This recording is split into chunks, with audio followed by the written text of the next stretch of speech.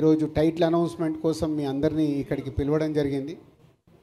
అలాగే ఆశిష్ మొన్నే marriage and reception complete చేసుకొని ఈరోజు తిరుమలలో శ్రీనివాసుడి దగ్గర కళ్యాణం చేసుకొని అక్కడ ఉండడం వల్ల ఈ ఈవెంట్కి రాలేకపోయాడు.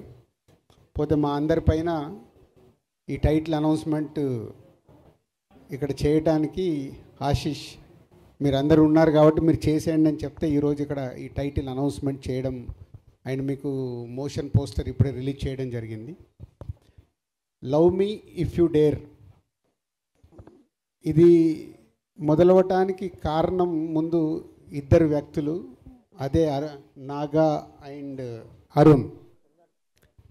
నాగాతో నాకు ఎప్పుడో మా సత్యనారాయణ రెడ్డి గారి అబ్బాయి చిన్నప్పటి నుంచే దాదాపు చిన్నప్పటి నుంచి చూస్తూ ఉన్నాను. తను అన్నపూర్ణలో వర్క్ చేస్తూ స్క్రిప్ట్ సైడ్ అవి వర్క్ చేస్తూ వాళ్ళ దగ్గర వర్క్ చేస్తూ ఉన్నాడు. సడన్గా ఒకరోజు వచ్చి సార్ నేను ఒక స్క్రిప్ట్ చెప్పాలి అని అడిగాడు. స్క్రిప్ట్ అంటే దేనికి, డైరెక్షన్గా అన్నా. కాదు సార్ ప్రొడ్యూస్ చేయాలి అన్నాడు. అదేంటి నువ్వు ప్రొడ్యూసర్ అవుదాం అనుకుంటున్నావు అంటే, అవును ఇట్లా నేను నా ఫ్రెండ్ ఒక స్క్రిప్ట్ చేశాం సార్ అది వినాలి అంటే అప్పుడు అరుణ్ని నాకు ఇంట్రడ్యూస్ చేయడం జరిగింది. సో అరుణ్ అడిగాను ఏమేమి సినిమాలు చేసావని. నేను ఇప్పటివరకే సినిమా చేయలేదు సార్ అన్నాడు. మళ్ళీ నాకు బ్లాంక్. కానీ నేను ఒక ఇట్లా 3 నవల్స్ రాశాను సార్. సో నా ఇలా స్టోరీస్ మీద నాకు గ్రిప్ ఉంది సార్ అని. సో అప్పుడు నాగాకి అరుణ్కి నేను ఈ స్క్రిప్టు వినటానికి టైం ఇవ్వడం జరిగింది. సో మీ అందరికీ తెలుసు, నేను స్క్రిప్ట్ వినాలన్నా ఒక స్క్రిప్ట్ వింటే నేను దాంతో ఎలా జర్నీ చేస్తాను అని. ఆ స్క్రిప్ట్ విన్న రోజు ఈ love me if you dare నాకు ఎప్పుడో ఒక 20 years వెనకకి వెళ్ళిపోయాను. అంటే ఇన్ని సినిమాలు తీసిన నాకు మళ్ళీ వెనకకి ఎందుకు వెళ్ళానంటే, నాకు ఆర్యా సినిమా విన్నప్పుడు నాకు ఒక వైబ్స్ 20 years బ్యాక్ అంటే నేను టూ యంగ్, అప్పుడే సినిమా ఫీల్డ్లోకి వచ్చి దిల్ మూవీ అండర్ ప్రొడక్షన్లో ఉన్నప్పుడే నేను ఆర్యా స్క్రిప్ట్ విన్నాను. 20 years తర్వాత ఒక స్క్రిప్ట్ నన్ను విన్న తర్వాత ఒక న్యూ ఏజ్ ఫిలిం నన్ను హాంట్ చేస్తూ ఉంది. సో వాళ్ళిద్దరికి అదే చెప్పాను, అంటే కొత్త వాళ్ళు బాగా రాశారు, ఎలా అనుకుంటున్నారు ఏంటి అంటే, మాకు బాబు సైలెన్స్ అమ్మా, సైలెన్స్ బాబు, మాకు ఆశిష్ కావాలి సార్ అంటారు. లేదా ఆశిష్ ఆల్రెడీ ఇంకో సినిమా చేస్తున్నాడు.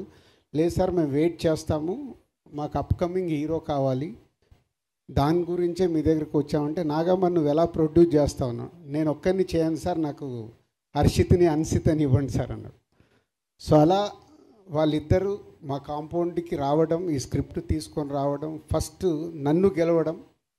అంటే మొదటి సిట్టింగ్లోనే నన్ను గెలిచారు. స్క్రిప్ట్ విన్న తర్వాత వాళ్ళు చేసిన వర్క్, అది విజువలైజేషన్ ఎలా తీసుకొస్తారు ఏంటి అన్న బ్యాకప్ మైండ్లో జరుగుతున్న ఆ టీం నచ్చి, సో కొత్త వాళ్ళని దిల్ రాజు ప్రొడక్షన్లో మీ అందరికీ తెలుసు, బలగం అప్పుడే నేను చెప్పాను, కొత్త వాళ్ళ మ్యాక్సిమం ఆ ప్రొడక్షన్ హౌస్లో కొత్త వాళ్ళకి అవకాశాలు ఇచ్చి కొత్త వాళ్ళని ఎంకరేజ్ చేయాలి అనే దాంట్లో.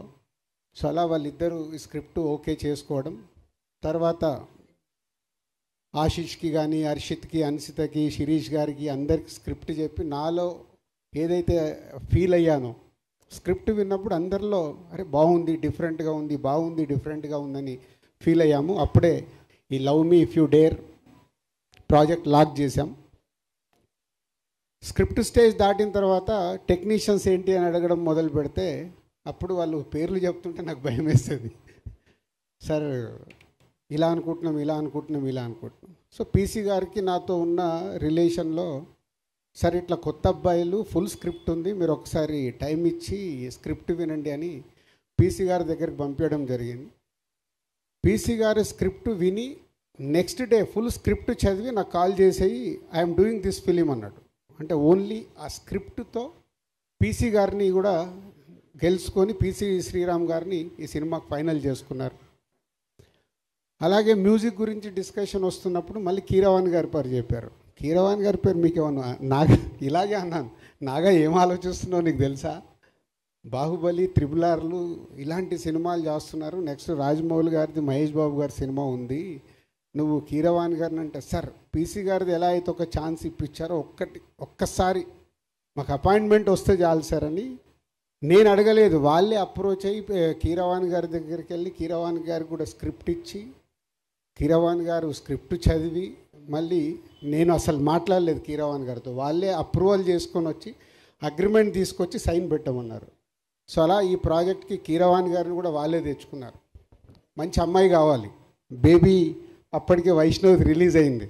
రకరకాల అమ్మాయిలు అనుకుంటున్నారు, వైష్ణవిని అడిగండి సార్ ఒకసారి అంటే, నేను వైష్ణవిని అప్రోచ్ అవ్వడం, వైష్ణవి ఒకసారి స్క్రిప్ట్ చదివి ఎగ్జైటింగ్ ఉంది సార్, బట్ ఇంకోసారి చదువుతానని మళ్ళీ ఆఫీస్కి వచ్చి ఆఫీస్లోనే కూర్చొని ఫుల్ రీడింగ్ తీసుకొని, రీడింగ్ అయిపోయాక నేను బయట ఉండి వచ్చి, సార్ ఐఎమ్ సో ఎగ్జైటెడ్ అని వైష్ణవి రియాక్షన్. ఇట్లా అంటే ఒక స్క్రిప్ట్ ఇంతమంది సక్సెస్ఫుల్ పీపుల్ని లోపలికి తెచ్చుకున్న సినిమా. ఈ మధ్య కాలంలో నేను ఇన్ని సినిమాలు చేశా, 56 సినిమాల దగ్గరకు వచ్చాయి. ఒక సినిమా ఇంతమందిని ఎగ్జైట్ చేసిందంటే వాళ్ళు ఎంత హోంవర్క్ చేసి ఉంటారు. అరుణ్ అండ్ నాగా అనేది నాకు తెలుసు. రేపు సినిమా చూశాక ప్రేక్షకుల దగ్గర నుంచి కానీ, మీ దగ్గర మీడియా మిత్రుల దగ్గర నుంచి కానీ డెఫినెట్గా ఇట్స్ అ గ్రేట్ అప్రిషియేషన్తో పాటు ఒక వావ్ ఫ్యాక్టర్ జరగబోతుందని నాకు అనిపిస్తుంది. ఆ వావ్ ఫ్యాక్టర్ కోసం నేను వెయిటింగ్లో ఉన్నాను. ఆ రోజు ఎప్పుడు వస్తుందని వెయిటింగ్లో ఉన్నాను, సినిమా కంప్లీట్ అయ్యి మీ అందరికి చూపించడానికి. సో ఈరోజు జస్ట్ టైటిల్ అనౌన్స్ చేసి సినిమా ప్రోగ్రెస్ గురించి చెప్పుదామని.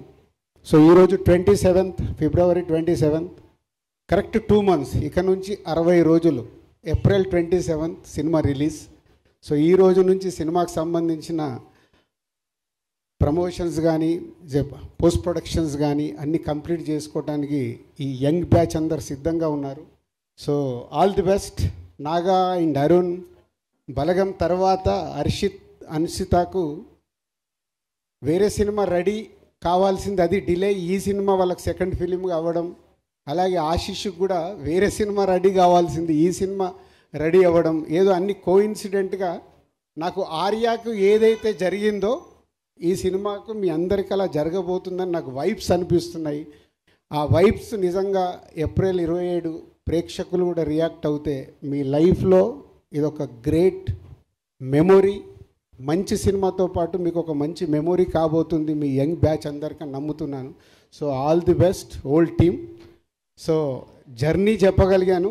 ఇంకా సినిమా వాళ్ళకి చూపించినప్పుడు, రేపు టీజర్ చూసినా, ఈ సినిమాకి సంబంధించిన కాంటెంట్ చూసినప్పుడు డెఫినెట్గా మీడియా మిత్రులు వాళ్ళకి నచ్చితే, ఒక మీకు బలగం సినిమానైతే ఎలా ఎంకరేజ్ చేశారో ఈ సినిమాను కూడా ఎంకరేజ్ చేస్తారు. వాళ్ళకి ఆ కాంటెంట్ నచ్చితే నచ్చుద్దని 100% నేను నమ్ముతున్నాను. సో అది వాళ్ళు చూసే వరకు ఇంకా మీరు వెయిట్ చేయాలి. 60 days count down. April 27th ఈ సినిమా థియేటర్లోకి వస్తుంది. కలుద్దాం. Thank you.